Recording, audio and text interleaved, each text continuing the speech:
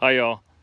How to replace the white Teflon scraper ring on the hydraulic piston on a Ford 801 tractor is what I have. Okay, so I just replaced, I just got done tearing it all apart, and let me show you how to do it. Okay, if you look at this, the gasket's like that, right? If you look at the videos, they try to push it in, and some people actually cut the gasket. They literally cut it.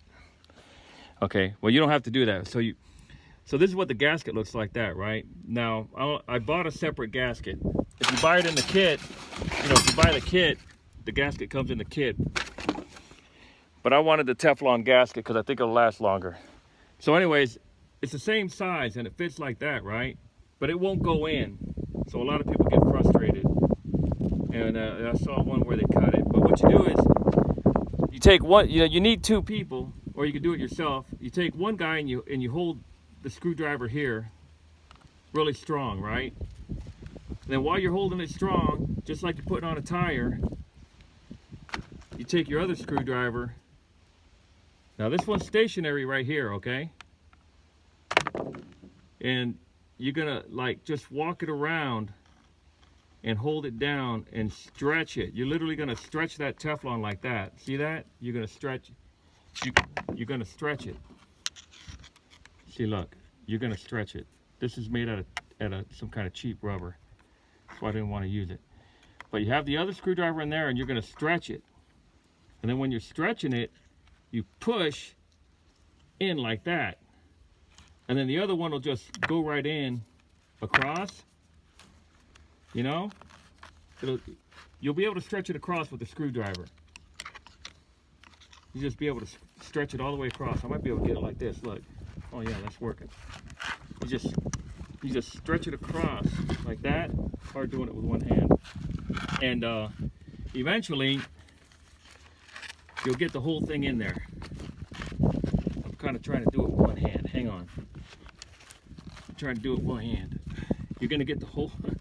You're gonna get the whole thing in there like that, just by scraping it, and then it'll go down in that groove. See that? It'll be up here about that high, and then you just kind of just push it down in that groove, and then you let it sit there. Okay, let me get this thing out of here. And then you just let it sit there for about 15-20 minutes, and then that Teflon is going to shrink back again. It's going to go back to its normal size, and then you can go ahead and dip it inside that hydraulic fluid in the case here. Just go ahead and, get your fingers and dip it all around there. And then you get a piece of wood, and then you just lay it across, and you just lightly tap it in like that.